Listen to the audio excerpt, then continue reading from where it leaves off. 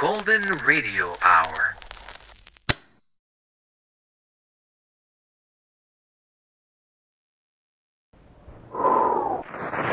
The challenge of the Yukon. The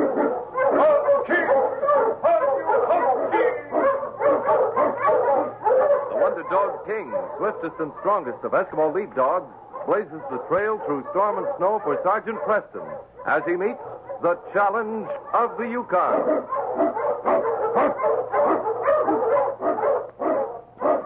Sergeant Preston was typical of the small band of Northwest Mounted Police who preserved law and order in the new Northwest country, where the greed for wealth and power led to frequent violence and bloodshed. But in spite of the odds against them, Sergeant Preston and his Wonder Dog King met that challenge, and justice ruled triumphant.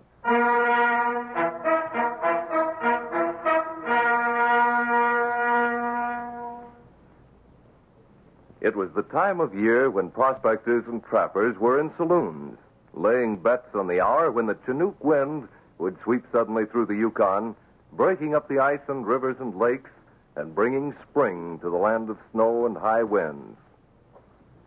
Sergeant Preston and the Great Dog King had camped along the trail about a day's journey from Half Mile. Darkness was still an hour away, and both the man and the dog were in high spirits as they looked about them. Oh, it's mighty good, isn't it, fella? Those mountains over there, the birch trees. Everything looks fresh and unspoiled. What is it, boy? The Great Dog looked at the Mountie and then toward the stretch of timber to the left of their camp. So you want to go off for a run, huh? All right, go ahead, King. In long, eager strides, the dog loped across the snow, his lean, muscular body arching gracefully with each stretch of his powerful legs. He sniffed the clear air, happy to be free of the responsibility of Preston's team of dogs, glad to explore on his own the icy land that had bred him, the wonder of which always seemed to beckon to him with some new adventure. He ran through the birch forest, stopping at the edge of a wide clearing, and as he stood there, he caught a peculiar scent. Slowly he walked forward toward the source of the scent. It was then he saw the small creature huddled in the snow, an odd animal, as motionless as a stone. King wondered why it was so still. Ordinarily, it should have raced away at the approach of a potential enemy. A dog was almost beside it.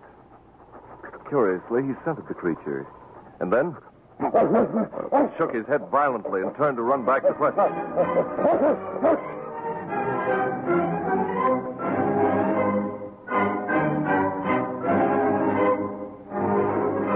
King, what's wrong, fella? You're running as if you can't cover ground fast enough. Porcupine quills in your nose. Come here. Here, put your head on my knee. Yeah, that's it. Easy now. I'm sorry, boy, but I've got to pull them out. How a dog as smart as you are would walk into a bunch of these needles, I don't know. The Great Dog stood silently, his eloquent eyes clouded with shame as he took the Mountie's good-natured scolding. Each of the quills Preston pulled from the dog's sensitive nose left a stinging pain, reminding King of his encounter with the small, motionless animal. Well, the first thing we're going to do tomorrow morning is find a porcupine. There's only one way to approach those animals without getting a nose full of quills. And for your own protection, fella, I think you'd better learn it.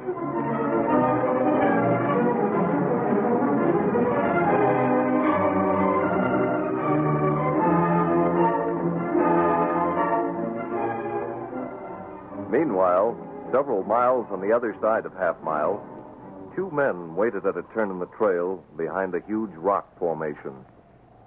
They had a clear view of the trail, but they were hidden from the unsuspecting traveler coming toward them. He's coming at a pretty good speed, Mac. It's a pity a man should be in such a hurry to stop a rifle bullet. You're sure this is McDaniel? Of course I am. Do I ever make a mistake? No, I guess you don't. But how come you're always so sure about who's going to be coming to the bank? Or does Banker Elliott know about what we're... No. He doesn't know a thing about our sideline reds. He's developed a habit of stopping in at the cabin for a bit of conversation, and he usually mentions the days certain men come in from the creek beds to make their deposits. You ready? Yeah. I'm ready. When I say the word. All right. Now. Yeah. How's that for shooting, huh? Dropped him in his tracks. Come on. We'll get what Dusty's carrying and his papers and then head for town. Yeah. Hey, what I'd like to know is what you do with them claim papers you've been lifting from these fellas, huh? That, my friend, is none of your business. You get your cut on the dust, and I might caution you not to get too curious. You understand? Huh? Well, don't get me wrong, Mac. I was just wondering, that's all. Get these papers. Must be in the inside pocket. You lift the tarpaulin on the sled. Might have some of the dust there. We'll leave McDaniels here and be back in town before dark.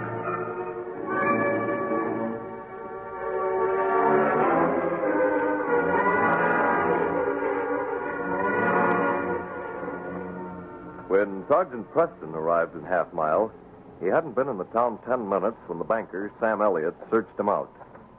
Elliott was a small man, and as he walked up the main street with the red-coated policeman, he was out of breath. It's been going on for nearly a month, Sergeant. All of the men have been on their way from the creek beds into the bank. Then they've been killed on the trail and robbed. Been going on for a month, huh? It's a desperate situation, I can tell you. Why, it's getting so only the most daring of the prospectors will risk a trip into town. And when they do, it's only to be stopped by a bullet. I see. But I'll start to work on it immediately, Sam. I want a list of the men who've been killed. Certainly. McDaniels was shot yesterday. He was the fifth. And the worst part of it is there's nobody in town who'll organize in any way to put a stop to the killing. Everyone's afraid of this mysterious gunman. There's nothing mysterious about a gunman, Sam. Criminals are all alike. Some are smarter than others. But this one's got to be stopped.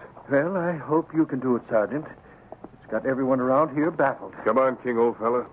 We've got a job on our hands, and it looks like a big one to me.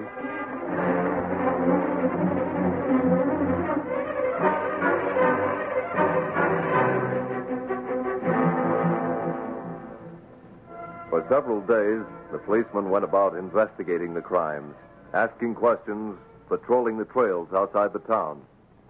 But his presence drove the killer into hiding. While he was in town, there were no more trail murders, and there were no clues to those that had been committed before his arrival.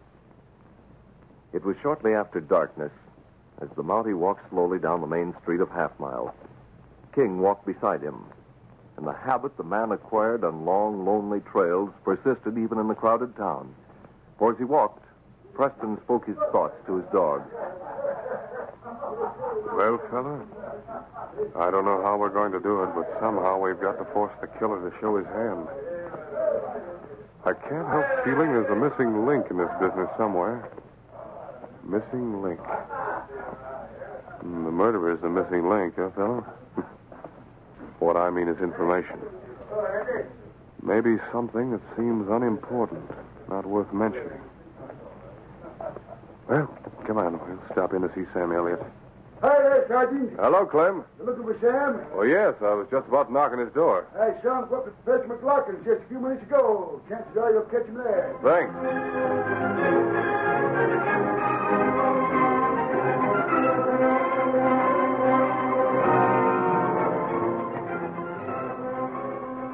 In Professor McLaughlin's large cabin, Sam Elliott sat with his chair tilted back, his feet resting against the warmth of the round iron stove. And I tell you, Professor McLaughlin, it does me good to be able to talk to a man of learning like yourself in the evening.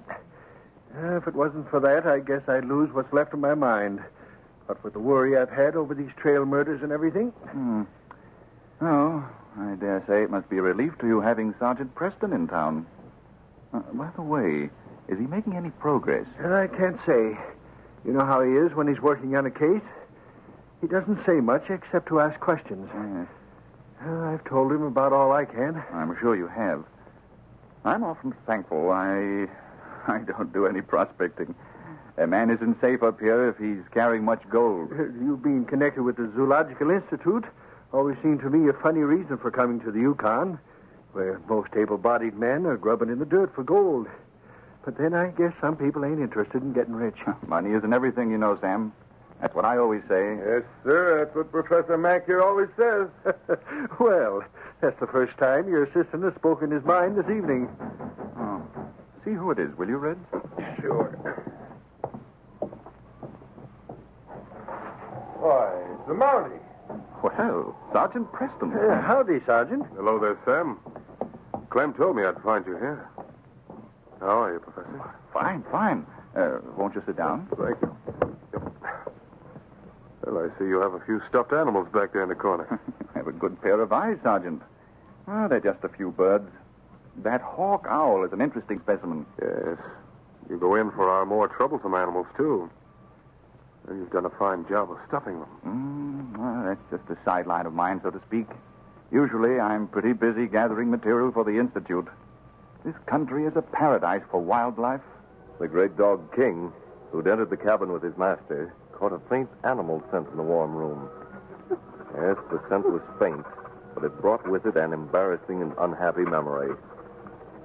Slowly, the dog walked to the corner of the room, where the light from the oil lamp cast flickering shadows that glittered in the glass-like eyes of the animals and birds. The men were engrossed in conversation, and only Red noticed the dog. But he watched him with unconcerned amusement rather than interest. King disregarded the men, and as he stood facing the corner, his interest was focused on the small creature he had good reason to remember. He recalled, too, how Preston had taught him to grab the porcupine under its neck, the only place on the animal that was free of those treacherous quills King had encountered so painfully. Anxious to show his master that he had learned his lesson well, King lowered his head. Deftly, he caught the porcupine by its throat, dragging it to where Preston sat. Well, I'll be. That's the first time I ever seen a dog figure out a way to dodge them porcupine quills. You certainly did a lifelike job of preserving your animals, Professor Mack. King here went for that porcupine like it was alive. King, what's the idea, fella? The porcupine. Drop that. Drop that, you hear? Don't get excited, Professor. You'll find he hasn't even broken the skin of the animal. Yeah, what's that, papers? Papers? Why, they look like documents. Well, never mind. I'll take those. Here. Well, that must be a new custom, stuffing animals with... Wait a minute. These aren't ordinary papers. They're claim papers. This one is John McDaniel's deed to the Lady Slipper mine. That was where you kept them papers. McDaniel's claim papers. But I don't understand. I think I do. I want to see the rest of those papers, Professor. Red, your gun. I got it right here, Mac. No, you don't kick. Hey, no. Don't move, Professor Mac. Don't move except to put your hands up high. Get off of me. I'll put you down here. Call him off. No, my hands are off my head. All right, fella. Stop that gun, Reds. Now walk over here slowly. Over beside Professor Mac. All right. Sam, you look at those deeds. Call up the names on them. Yes, of course. Let's see. Pete Williams. Poor Pete. This is Snowshoe Snyder. Paul Adams. Mort Gleason. That's the four of them, Sergeant. McDaniels was the fifth. You're under arrest, both of you, for murder. But I tell you, it was Red. He did the shooting. I never fired a gun. You dirty double-crossing phony. Whose idea was it? Who got half the gold and the claim papers besides? And who figured out about this animal business being a good cover-up, huh? You took them papers. I never knew what you'd done with them till now. I can hardly believe it. One of my best friends. Why, I trusted him as I trust my own brother. It was quite a scheme, Professor McLaughlin. Professor? Maybe he isn't even a professor, Sergeant. He's a professor, all right. I'm sure of that, Sam. But when he got up here, he saw a chance to get his hands on a lot of gold. He thought he could get away with murder. And he knew that in hiding those claim papers in the belly of that preserved porcupine, he was fairly safe, because few people would dare touch the animal for fear of its quills. But how do you suppose King knew? Why did he bring the porcupine to you? Why? Well, I have an idea why he did it, Sam. But that's a secret between King and me. All I'm going to say is, thanks to him, this case is closed. Yes, fella, you learned your lesson well.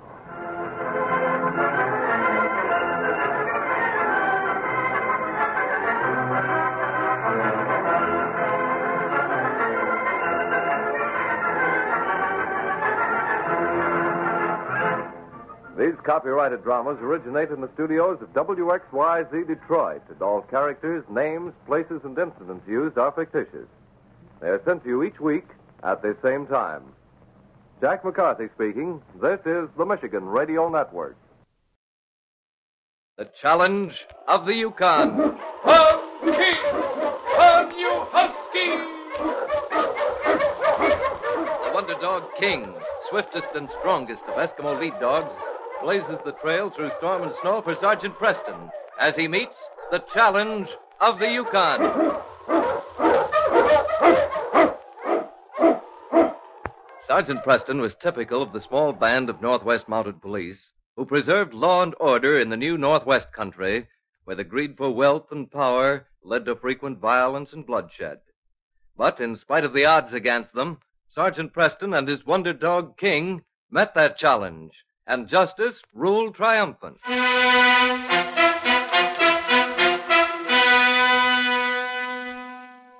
When Joe Hannigan walked into the Yellow Nugget Cafe in Dobie City with his small daughter Dolores, the eyes of every man in the crowded room turned to him. It was unusual to see a man bring a small girl into a cafe. What can I do for you, stranger? This Mike Hannigan's place? Yep. I want to see him. Mike don't see just anyone, mister. He'll see me, all right. What's your name? Hannigan. Tell him his brother's here. As Joe stood looking about him, nothing escaped his notice. He watched the gold changing hands at the card tables and speculated about the profits in the cafe business in the Yukon. The noise of the cafe gave way, and he remembered with twisted humor the series of events that had led his brother Mike from Seattle to the Yukon. Yeah, Doris is a wonderful girl. The first time I ever laid eyes on her, Joe, I knew there'd never be anyone else for me. There's only one thing that bothers me. What's that? That dog of hers. I don't like dogs. I never did. But she's crazy about all dogs. I don't know what it is, but somehow or other she seems to talk their language. Well, come on. I promised I'd stop over to see her before I leave town.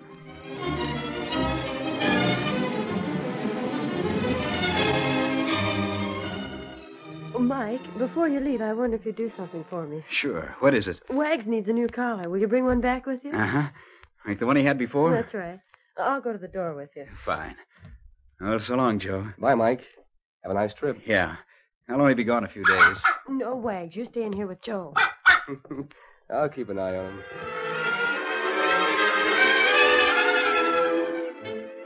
I'll keep an eye on you. The ugly mutt. I never knew of anyone winning a girl by poisoning her dog. Wait till Mike gets back here with that dog collar. Him buying a collar for a dead dog. And I'll be buying a wedding ring for his girl.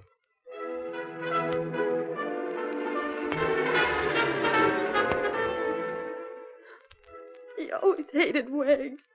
I knew it. He didn't make any secret of it, but I never thought he'd kill him. Well, maybe he was jealous of him, Doris. He probably felt you thought more of poor old Wags than you did of him. He didn't mean any harm, I'm sure. Wags. How he could be so cruel.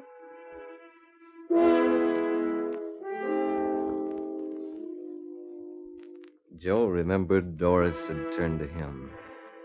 And a short time later, they were married. Mike left Seattle before the wedding.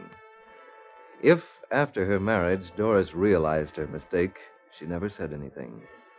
Yes, Joe remembered. 10 years was a long time. There he is, Mike. Says his name is Hannigan. Joe, Hello, Mike.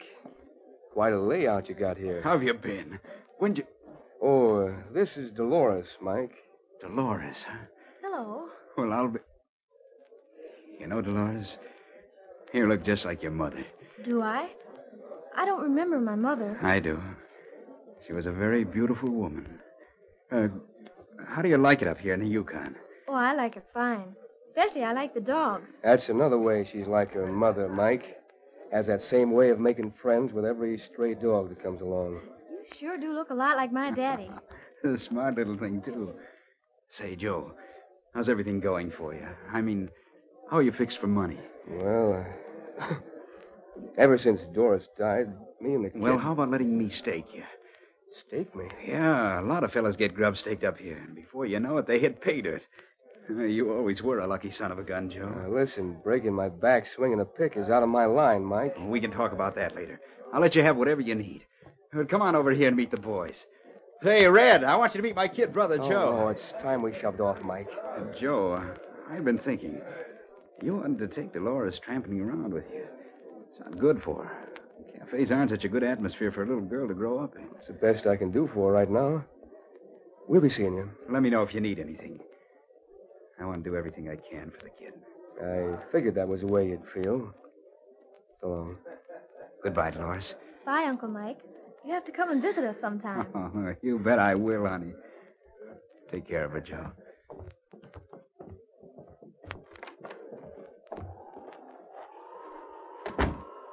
He's an awful nice man, isn't he, Daddy? Yeah. Doesn't he have any little girl like me? No. Where are we going now? I'd like to... Oh, look! Okay, oh, you huskies. Oh, what a wonderful dog. King, quiet, King. Come in. Dolores, stay away from them dogs. Stay away, you hear? Oh, I like you, dog. What's the dog's name? Why, his name's King. Is he yours? Yes, he is. King. Oh, you're very lucky to have this dog. And all the others, too. King is a fine dog, young lady. And what's your name? I'm Dolores. Dolores Hannigan. This is my daddy. Come on, Dolores. Come on, I said. Bye, King. Bye. Well, in all my years on the trail, I've never seen anything like it. A little girl coming up to a pack of huskies she's never seen before, and not a quiver of fear. Well, it seems like the young lady has a way with dogs, huh, fella? Hannigan. Yeah, he looked a lot like Mike. And yet, you growled at him.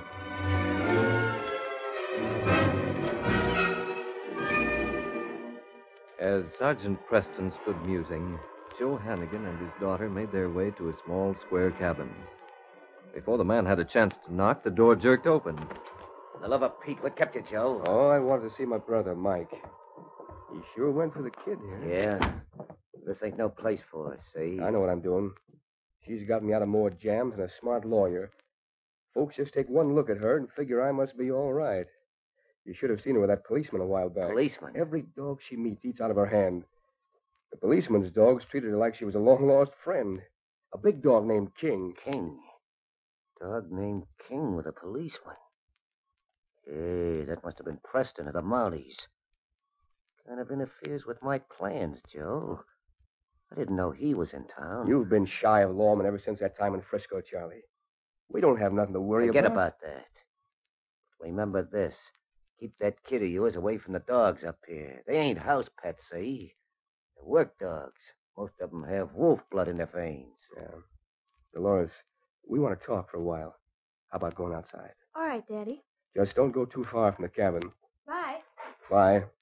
I sent for you because I think we can make a rich haul. Yeah. But before we start anything, Charlie, I'm going into the cafe business. That brother of yours must be a pushover to catch you in. Mike ain't taking me into the business. He's moving out of it.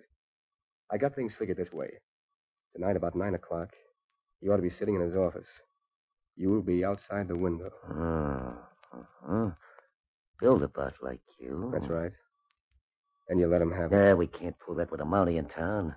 He'll be at the cafe, keeping his eyes open. So much the better. 9 chances out of 10, he'll go straight to Mike. You can drop him, killing 2 birds with 1 stone, you might say. The town's pretty noisy about that time. Yeah, I could slip in the front and mix with the crowd. Yeah, I think you got something there. But remember, we go 50-50 on the deal.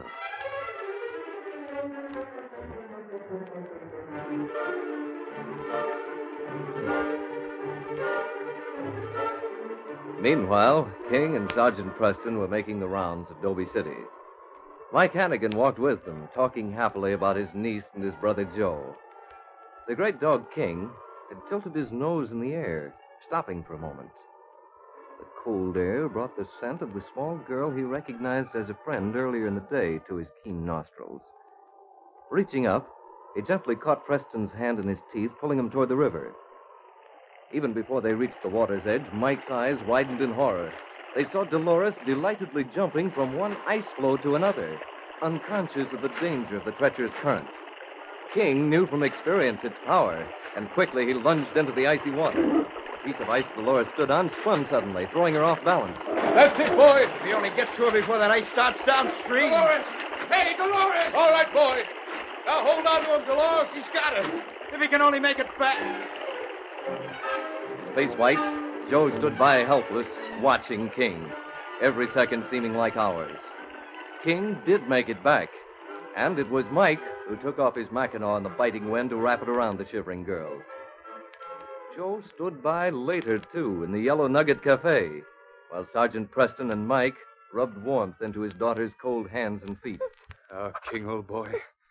You did a great job, fella. He's such a good dog. Joe, you shouldn't have brought her up here.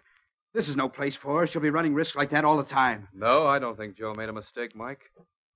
We want to build worthwhile communities in this wilderness. One of the best ways to do it is to establish family life. You know, men come to the Yukon chiefly for gold. But children like Dolores make them want to use the gold to build something better. That's your job, Mountie. Well, not entirely, Joe. It's everybody's job. King knows that. Men who have their families with them here look for gold because it's a means to give their wives and children security.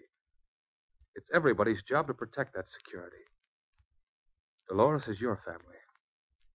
And believe me, she deserves the best.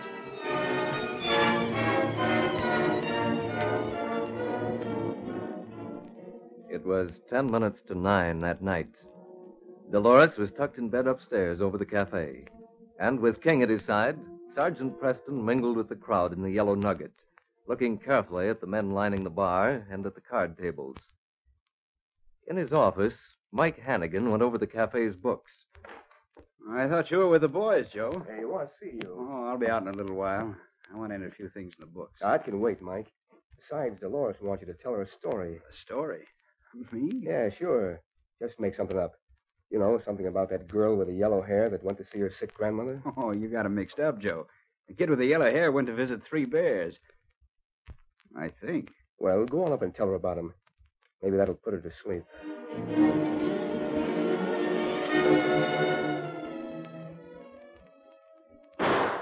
It was King who heard the shot first. Sergeant Preston walked quickly to the office. As he stood in the doorway, King hurled all his weight against the Mountie, knocking him to the floor. And not a moment too soon. Window. He's firing from outside. Thanks, King. Steady, old boy. He's already got Mike. Wait, King. I'll shoot the light out, then rush over and open the door. There he goes, King. No, you don't. I'll show you. Get off me. Get off, you mutt. Get off my gun hand and I'll Hold show it, you. King. Hold it. Get this dog away from me. All right, boy. I've got the gun. Get him down. Get up and remember you're covered. Now walk ahead of me. In this door. Sergeant Preston, it's Joe. Joe? His back was to the window. I thought... You know him, huh? I think he shot the wrong man, Mike. O'Brien. Charlie, He might be O'Brien to you, but he's a murderer known as Conklin. Charlie Conklin in San Francisco. I've been trailing him ever since I got the handbills on him. He worked with another man in the States. But the authorities never had any definite information on his accomplice. Joe, he came in about 5 minutes ago and asked me to go up and tell Dolores a story. Said it would put her to sleep. But she was already asleep when I got up there. He double-crossed me, the dirty skunk. You was to be in that chair. You mean Joe knew you were going to... Sure he knew. I'd have got you too, Monty, if it hadn't been for that dog of yours. You're under arrest, Conklin. Mike, I think this might have been Joe's way of making Dolores' security sure. You'll have to be her father now. Yes, King? The case is closed.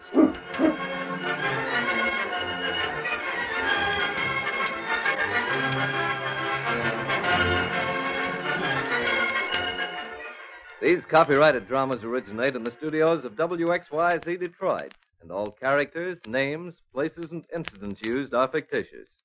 They're sent to you each week at the same time. This is Jack McCarthy speaking. This is the Michigan Radio Network. The Challenge of the Yukon. On King! On you husky! The Wonder Dog King, swiftest and strongest of Eskimo lead dogs, blazes the trail through storm and snow for Sergeant Preston as he meets the challenge of the Yukon.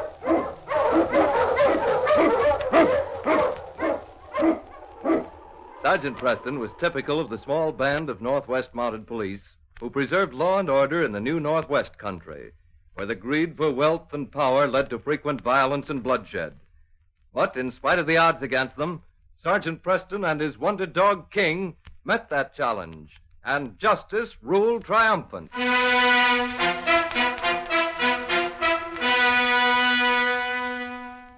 Henri Louis Durand was a small man, heavy for his height. But what he lacked in stature was made up for by the tallness of his tails, and nothing pleased him more than to have an audience. Trappers and sourdoughs gathered about the hospitable warmth of the pot-bellied stove in the trading post as the old gentleman reverted to his favorite theme. I tell you, my friends, that courage is in the blood of our family. Now, listen, Louis. When a man's in a tight spot, he's bound to be afraid. Oh, fear. We Durands fear nothing. Now, my uncle, that is to say, he was my mother's uncle, my great-uncle, Henri Louis Philippe Durand, for whom I was named. He told me himself of the bravery of the French soldiers, how they endured the terrible cold on the winter march to Russia.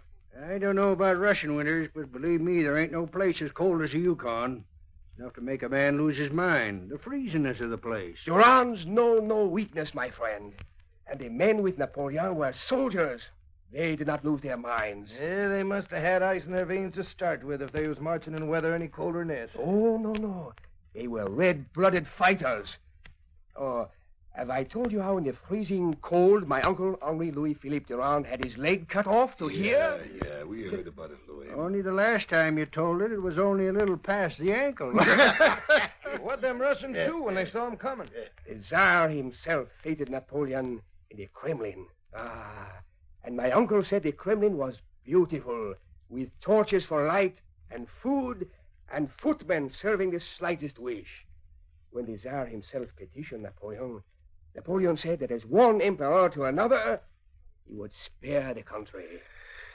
Yeah. So, after the Russians had extended every hospitality to the victorious troops, Napoleon turned his armies back, waved a glorious farewell to the Tsar, and started again for France. You mean after mushing all that way, he just turned around and went back home? Oh, of course they were laden with precious jewels and... Marie, my child, will you open the door? Yes, Papa. Hello, Marie. Why, it is Sergeant Preston and his dog. Come in. Papa will be so glad to see you. Hello, Sergeant. Hello, Hank. Sit down, Sergeant.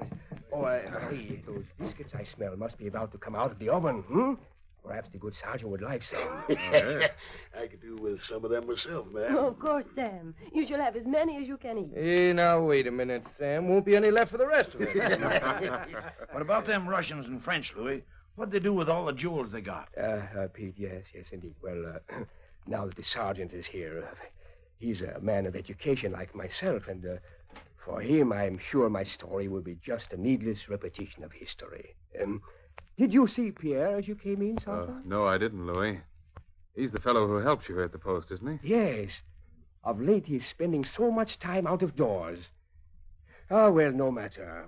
Here comes Marie with the biscuits. Perhaps we'll have something to drink with him, eh?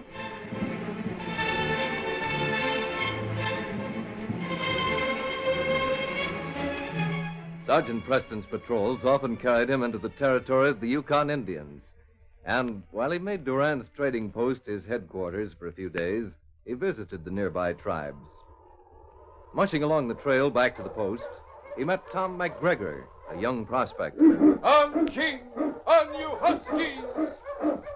Going to call on Marie, I'll bet, Tom. That's right, Sergeant. I've often wondered.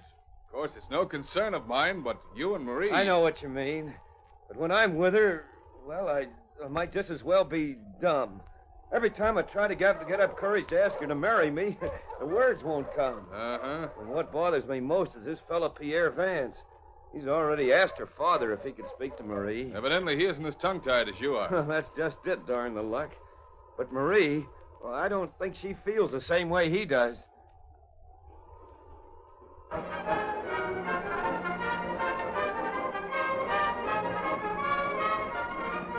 Meanwhile, at a creek running through Henri Durand's trading post property, Pierre Vance knelt low where the wind had swept the bank clean of snow. He looked quickly over his shoulder. All of it, mine. If there were only some way to fix things. Sifting the gravel with shaking fingers, he separated the glittering flakes of placer gold. Then, slowly, he made his way back to the post, where Henri Durand was sitting quietly beside the stove. As Pierre hung up his mackinaw, he watched the elderly man narrowly. Mr. Durand. Yes, Pierre? I have spoken to Marie. Oh, so she has told me. Then she has told you that she refused me. But take heart, Pierre. I myself favor the match very much. I would not, you understand, persuade Marie to marry a man against her will. But on the whole, I think you would make a good son-in-law. Polished, gentleman. Thank you, sir. Indeed. You are unlike that close-mouthed McGregor. Perhaps, my boy, it is only a matter of time. But I have told Marie how I feel. She refuses to listen to me. Women are sometimes like that. They don't know their own minds. My own opinion is that if she gets used to seeing you around, well, who knows? Will you add to the fire, Pierre? Of course. And take my advice. Women are not predictable. Another thing I've been meaning to tell you, Pierre. Yes? Should anything happen to me, I've left you a share of the trading post in my will, so that if Marie wants to go on with the business, she will have to depend a bit on you. You see? You have made a will? I am not growing any younger. Oh, my uncle lived to be 92, even after those strenuous campaigns in the Napoleonic army. But these days, a man can never tell. You are right, Mr. Durand. A man can never tell. That was certainly generous of you. And believe me, you'll never know what it means to me.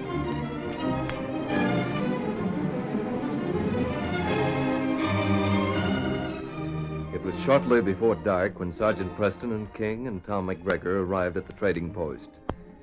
Tom watched Marie devotedly, while King lay at his master's feet. When will your father be back, Marie? Oh, in a short while, I think, Sergeant. He and Pierre went out for a little while. Pierre, huh? Yes. You do not like Pierre, Tom? No, I don't. Well, that is, I mean, What's the matter, boy? He paces back and forth, and then stops. Well, seems like he's looking over to see what you think, Sergeant.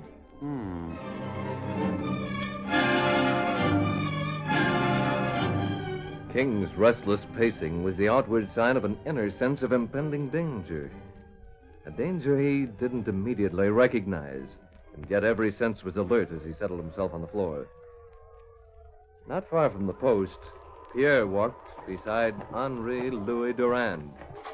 The lantern the younger man carried swung with each step he took. How much further is this, Pierre? We've done much walking now, and it will soon be dark. Besides, I do not like the sound of those wolves. They are too close. Just a little way now. Here, over here. That is it. Oh, my foot! My foot, Pierre! I'm caught in a wolf trap. At last. Pierre, help me! Pry this loose. It will tear my foot off. Help you? Why, you old fool. Why do you think I led you into it? You what? Yes, I led you into it. I set this trap myself. Pierre! Not because I want to marry your daughter. I thought at first that would be the only way to get the gold. Gold? What gold? Pierre, don't stand there. I beseech you. Help. Gold down by the creek. Placer gold, Louis Durand. You hear, and it is mine. Pierre, listen to me. I do not know what you talk about. If there is gold, take it, all of it. You bet I will. Every bit of it. That will of yours fixed me up fine. I'll find some way to get rid of my ring. Oh, Pierre. Pierre, don't leave me. The wolves. I'll die. Pierre!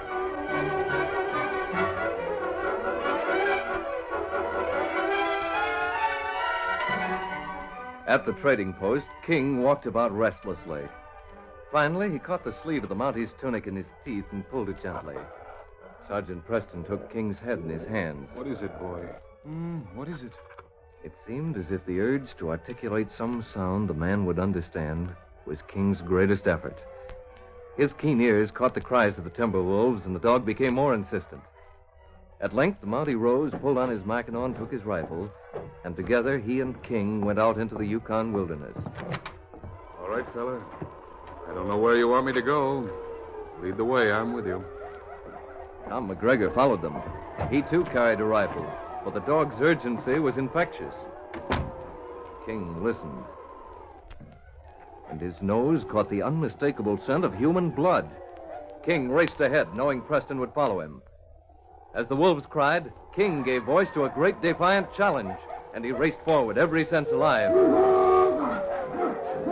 His cry echoed back to the hungry wolves, but still he ran on, knowing as the scent of blood, human blood, filled his nostrils, that the hunger of the wolves would drive them to frenzied battle for the prize. Stay back! Back, you beasts! Durand, his eyes glazed with terror, saw King. The dog ran from the timberline into the clearing, planting himself between the man and the approaching wolves. As the leader of the pack sighted him, King heard the animals pause in their crazed rush. The hesitation of the wolves was momentary. The leader sent a cry to the others, and King's heart lifted. Here, indeed, would be a fight to save a friend of the man who filled his heart with so much love. He had thrown down the challenge, and his life was at stake.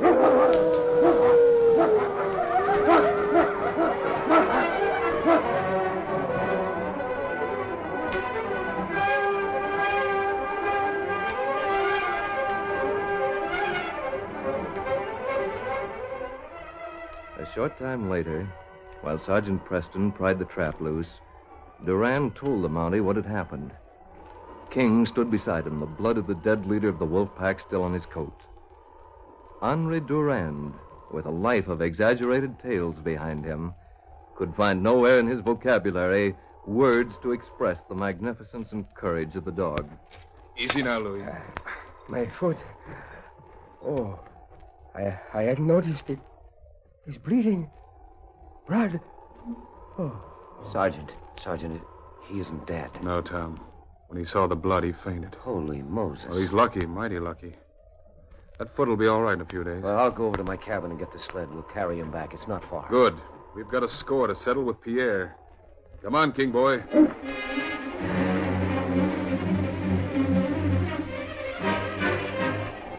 Oh, you huskies. Help Louis, Tom. If he's harmed Marie, I'll... I hardly think you'll try another murderous trick knowing I'm around. Papa, where... Durand! Steady, King. All right, Tom, shut the door. Sergeant, you carry a gun. You're under arrest, Pierre, for attempted manslaughter. For attempted murder. It was I he tried to murder. There is gold in his property, and he'd have left me to be wolf meat so he could get his hands on it. No. And my foot, caught in the wolf trap he led me into, and he left me. If it hadn't been for this magnificent, this beautiful, this stupendous dog, Oh. Handcuff him, Tom. What's wrong, Louis? Your foot pain you? Oh, no, I just remembered what a brave man my uncle was. Papa, you are a true descendant of a brave man.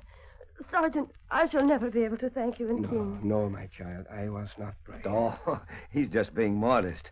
Of course, King did save his life, but your father stood in the middle of those wolves like nothing you ever saw. But Tom, you were there too? Yes, he was. He and a good sergeant. And I am thinking, my child, that perhaps it is good to have a close-mouthed son-in-law. Hmm? Marie, would you? Would you marry me? Tom, yes, I will. Well, it looks like our work is finished here, King boy. All right, Pierre. We're hitting the trail right now for Fort Munn. And to think I wished for Marie to marry him. Yes, King, old fella. Thanks to you, the case is closed.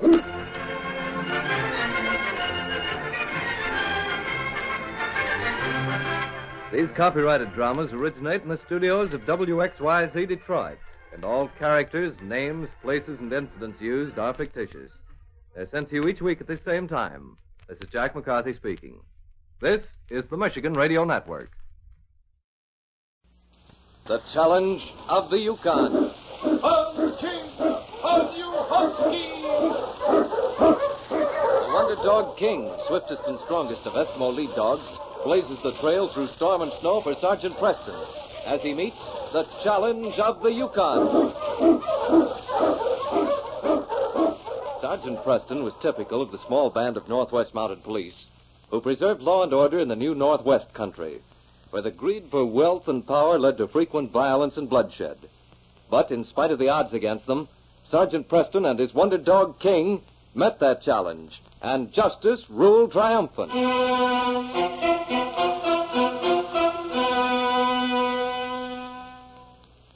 The story behind the fabulous Valor of Diamond was one mixed with good and bad fortune for those who possessed it. It seems strange indeed that this diamond, resting safely in the United States in 1897, was destined to be the cause of death in the Yukon, a territory as incredible as the almost legendary story of the precious stone itself. In the old Barlow mansion in New York City, there was a deep quiet. The servants talked in hushed whispers as nurses in crisply starched uniforms went back and forth through the echoing halls to Mrs. Barlow's bedroom. Doctors held lengthy consultations. There were consultations, too, in the kitchen as the cook brewed an early morning cup of tea. Here now, Adams, just settle yourself comfortable. What you have a need of is a good cup of tea. You too, Mary. They say Mrs. Barlow will hardly last the day. Yeah, she's pretty far gone. Young Mr. George is a mighty sad man. As if he didn't have enough on his mind. And just what are you meaning by that? Why, that girl, Emily Quinn. Her and her father left for Seattle yesterday. From there, she says they're going to the Yukon. The note he got this morning was a bad blow to him, I can tell you. All the better she's gone, if you're asking my opinion. That forsaken Yukon country is the place for the likes of her. No family background at all. His mother would never hear of the match. His mother will have nothing to say about it. She's a dying woman. That's the only reason young George didn't take the next steamer out for the Yukon himself. Well, he's up with his mother now. Poor soul. She knows there's not much time.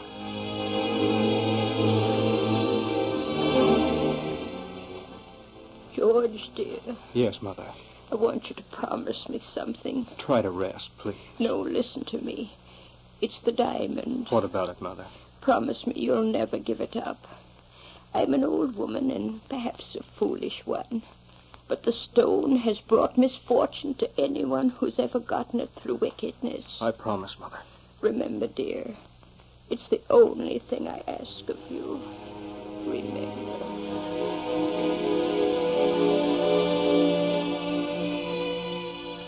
It was a few days after Mrs. Barlow's death. In the library of the old house, George Barlow spent a hurried few minutes going through miscellaneous papers. His cousin, Henry Drake, walked slowly around the room, peering at the titles of the books along the shelves. Well, that's that. All finished? At last. George, about the diamond. Huh? Aunt Mary told me she wanted you to keep it with you. As a matter of fact, she made me promise I always would. Why? Taking it with you? I gave my promise, Henry.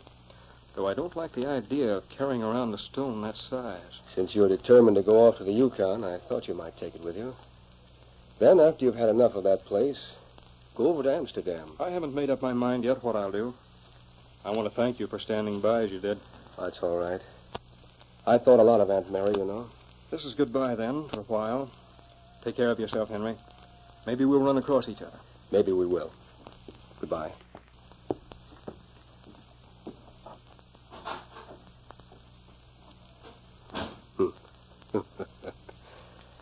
We'll run across each other all right, my dear cousin.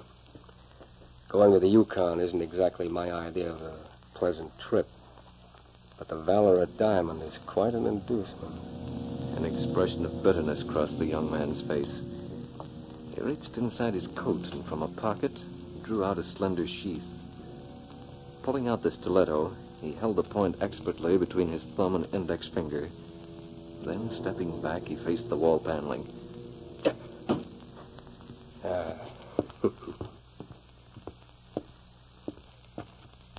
An old Mexican knife trick. A very worthwhile accomplishment.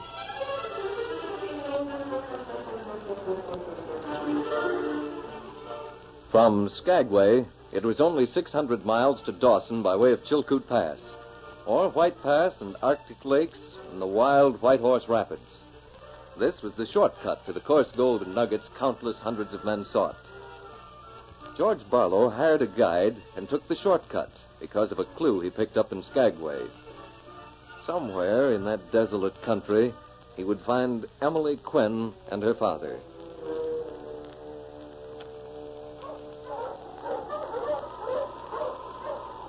Several days later, King ran far ahead of Sergeant Preston's dogs, breaking a trail in the snow for the sled. The sharpness of the air exhilarated the great husky, and he set a fast pace for the rest of the pack. Okay, ho, you huskies. Here we are, boy. This is where we'll stop. A short time later, King ran through the timber over the crest of a snow-covered hill. He tilted his nose in the air and stopped a moment as he caught the scent of another camp off in the distance. His curiosity aroused, he went forward quickly. King approached the two men unobserved. He knew he'd never seen either of them before, so he stopped at a prudent distance and watched. One of them might have been an Indian as far as the dog could make out. He was the one who carried a rifle as he walked. As King watched them, he was conscious of another scent. The two men had paused for a moment so that the lynx coming suddenly into view was unaware of its danger. Too late, he saw them. Jose, a lynx. Your rifle. See. King felt, rather than saw, the pain of the wounded animal. For a fraction of a second, the lynx hesitated, then ran in leaps, zigzagging confusedly, desperately. Then the man, who was apparently unarmed, did a surprising thing. He had a slender knife in his hand, calculated for a moment, and at the next frenzied leap of the lynx, he threw it. The knife caught the animal in the chest. How's that for accuracy, Jose? It was all over. King heard the cruel edge in the man's laughter, and he was contemptuous of him. You handle the stiletto like the Mexican, senor. And you carry the knife like the Mexican, eh, senor? They use no sheath, but it's dangerous. I use it better than any Mexican, so I might as well carry it as they do. Only one sheath, and I would have to leave it in that confounded steamer.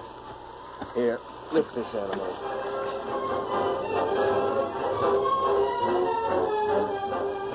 It was early evening, 2 days later. A light snow was still falling as Sergeant Preston called, Okay, ho, you huskies. A campfire was burning back from the trail, and as the Mountie approached, a young girl and an elderly man rose to meet him. Hey, welcome, stranger. Mind if my dogs and I share your campfire? I'm Sergeant Preston of the Northwest Mounted Police. Pleased to meet you, Sergeant. I'm Jack Quinn, and this is my daughter, Emily. How do you Emily? do? What a magnificent dog, Sergeant. What's his name? Well, this is King. Well, I haven't been up here long, but I can tell from the looks of him he's a mighty fine husky. Oh, say, Emily, seems like we're going to have more company. There's another sled coming. Yes, you're right, Mr. Quinn. This is more people than we've seen since we left Skagway, Dad. It is at that. Sure is a lonesome country. I don't think Dad's as happy up here as he thought he'd be, Sergeant. You see, Miss Quinn, is there something wrong? Emily, child, you're as white as a sheet. What's the matter? George. Emily, darling. Well, I'll be if it isn't young Barlow. As the two young people talked happily, Sergeant Preston got the story behind George Barlow's coming to the Yukon. The young man told the Mountie how the previous night his pack had mysteriously been stolen. Meanwhile, another sled approached the camp where Preston talked to George Barlow, Emily Quinn, and her father. I should have known it wouldn't be in the pack. I was a fool not to think of the pouch before. Must be around his neck. This time, luck's on my side. With the snow to cover my tracks, it's a perfect setup. March, you Malamutes! We're joining my cousin, Jose. Tonight we'll all bunker on the same campfire.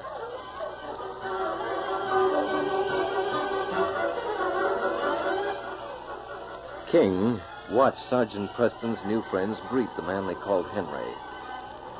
He watched, too, for his master's reaction to the newcomer he had seen a few days ago.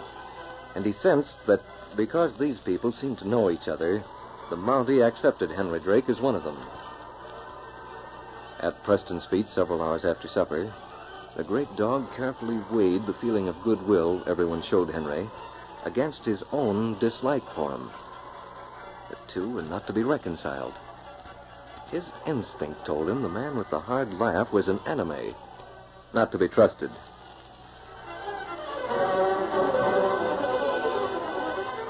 It was much later that night. Curled up beside Preston, King looked from one sleeper to the other. Everyone slept heavily after a long day on the trail, but as the dog listened to Henry Drake's breathing, he realized the man was awake. Henry got up, cautiously made his way over to where George Barlow lay sleeping. He hesitated a moment. Then, bending over his cousin, he listened to his breathing. King waited. Henry had slowly and carefully lifted something from around Barlow's neck. Torn between a desire to jump him or keep quiet, King watched. He saw him pull out the knife he had thrown at the lynx, and the dog prepared to jump. It was only a cord Henry held in his fingers, and he cut it quickly. When he stood up, a smile of satisfaction crossed his face. He put the knife inside his mackinaw and stepped toward the fire. At last, the Ballarat diamond. King glanced at the sleeping man from whom Henry had taken this thing that caught the light and glittered. He had waited tensely, giving this man the benefit of the trust his friends felt for him. But when he made a movement to slip the pouch inside his mackinaw, King jumped. The dog's weight knocked Henry to his knees. Hey, wasn't it? You ugly mutt, I'll kill... No, you don't. What's wrong? King! The pouch! He's got it in his teeth. Come back here! Hey, what's all the noise? Fury swept over Henry Drake like a wave of insanity. He started after the great dog, and the dog, remembering the fate of the lynx, dodged from one side to the other. King had seen this man throw the slender knife, and he knew that if he were to take the pouch to Preston, Henry might again throw the knife and kill the Mountie. So he ran from the camp out into the darkness. Henry ran like a madman, everything forgotten but the diamond. A narrow gully lay across King's path, and the dog jumped it easily, but his pursuer, plunging blindly after him, fell headlong into it. Oh! Stiletto!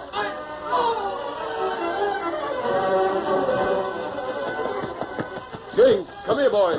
What's this all about? It's Henry. Hold that lantern up a bit, will you, Mr. Quinn? Here comes that dog of yours, Sergeant.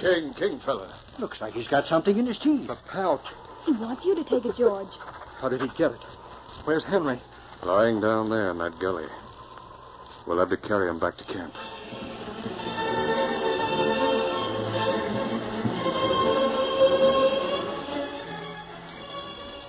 It was a stiletto. He fall in the stiletto. I tell him it's dangerous to carry it without the sheath. So that's what happened, all right. He fell on his own knife. That pouch King gave you, George, what's in it?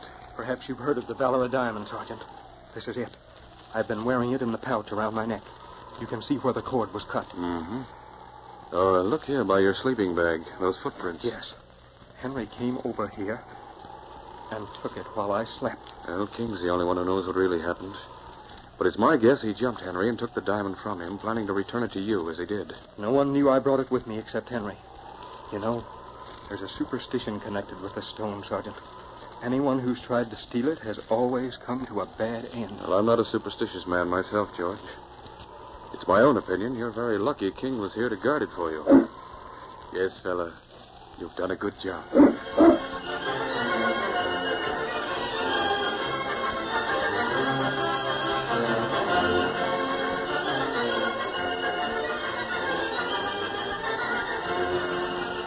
These copyrighted dramas originate in the studios of WXYZ Detroit, and all characters, names, places, and incidents used are fictitious. They're sent to you each week at the same time. This is Jack McCarthy speaking. This is the Michigan Radio Network.